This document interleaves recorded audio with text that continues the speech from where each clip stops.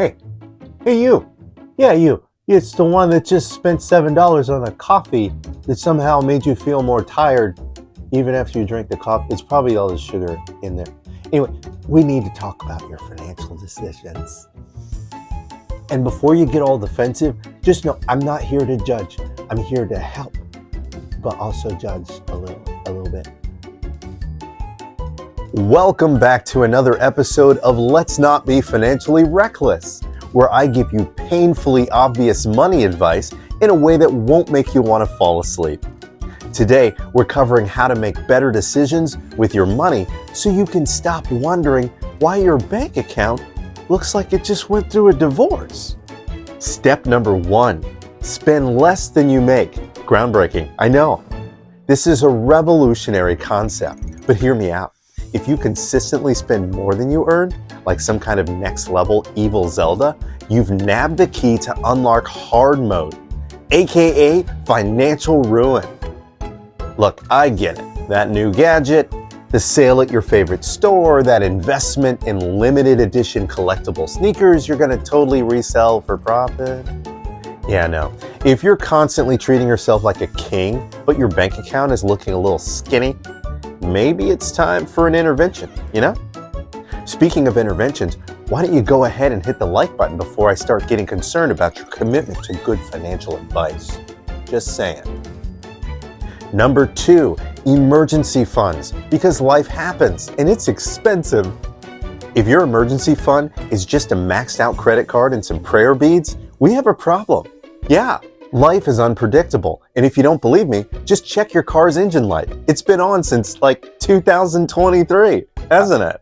You need at least 3 to 6 months worth of expenses saved up so that when disaster strikes, you don't have to decide between fixing your car, eating actual food, or even having a place to live. If you haven't seen one of my previous videos entitled 10 Ways to Save $10,000 and you're struggling to save money, you need to go watch that one, okay? I know it's hard to save when the world is constantly trying to convince you to buy things that you don't need, but trust me, you'll thank me when life throws you a curveball. Or don't. It's your financial disaster, not mine. But seriously, you'll want to open a high-yield interest savings account completely separate from your normal banking institution because it'll allow you direct access to your money when you need it without penalties or fees. But it will literally earn you 10 times what your bank is willing to give you in interest. No joke. To open your high-yield interest savings account, just go to the link in my profile, click there, and then scroll down to Wealthfront High Yield Interest Savings Account. Click there to take advantage of one of the highest available interest rates on savings today. Step number 3, invest, but like smartly. Some of you hear investing and immediately picture like a Wall Street billionaire or like losing all your money overnight, something crazy like that. Reality check, you don't need a monocle and a top hat to invest, okay? You just need a little bit of common sense and maybe an app that isn't TikTok, all right? Start with an ETF or an exchange-traded fund. They're like a crock pot of investing. Set it and forget it. And years later, boom, financial security. And if you're thinking, but Kevin, I can barely afford rent, let alone stocks. Yeah, I get it. That's why you start small. $20 to $50 a paycheck can turn into a lot over time, unless you'd rather use it to buy more overpriced iced coffee. Your call. Look, if you don't know where to start, just download Robinhood, okay? Go to my profile, click the link there, and then scroll down to Robinhood Investment Brokerage. Then click there to get started. Now they're going to reward you with free stocks just for signing up. So don't leave that money on the table. It's totally free. Remember, start with $20 to $50 a paycheck. Just set it and forget it. All right? Oh, and while you're making wise financial choices, why not make the wisest one yet?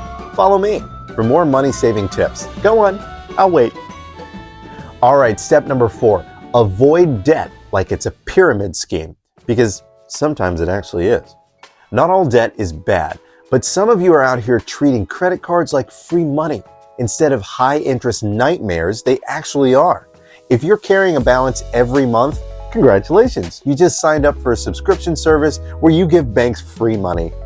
If you must use credit, use it wisely. Pay off the balance every single month And if you're considering financing a new couch at 20% interest, maybe just don't do that, okay? Sit on the floor for a while. Reflect on your financial decisions. Now, if your debt is beyond Mars and you know for certain that you have no ability to pay it off in less than a year, I'm going to show you how to eliminate the interest they keep charging you every month so you can pay your balance off and get out of debt. Just go to the link in my profile, click there, then scroll down to Debt Management and click there. Then you'll want to click the green free evaluation button, which will take you down to the Take the First Step button. Click there, and then you can fill out the contact form to include your name, your phone number, your email address, your preferred language between English and Spanish, and the state that you currently reside in.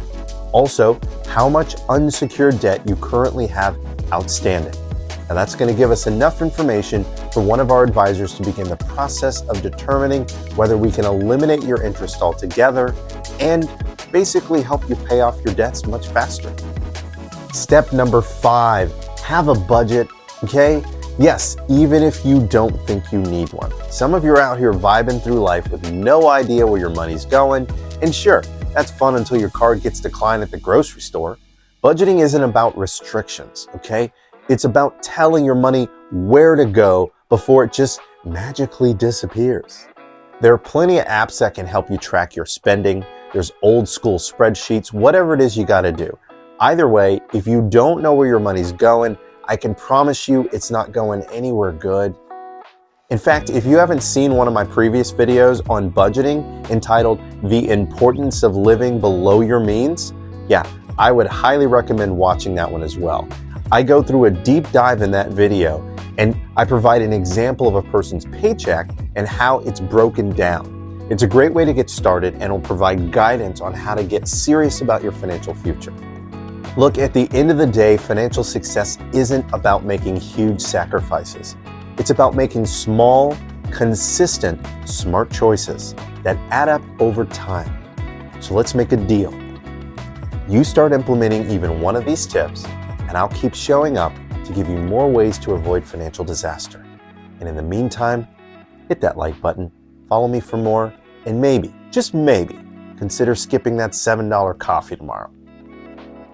Thanks so much for watching. I've been Kevin with MoneyTreeAndMe, providing better security and ensuring better lives. Make it a great day.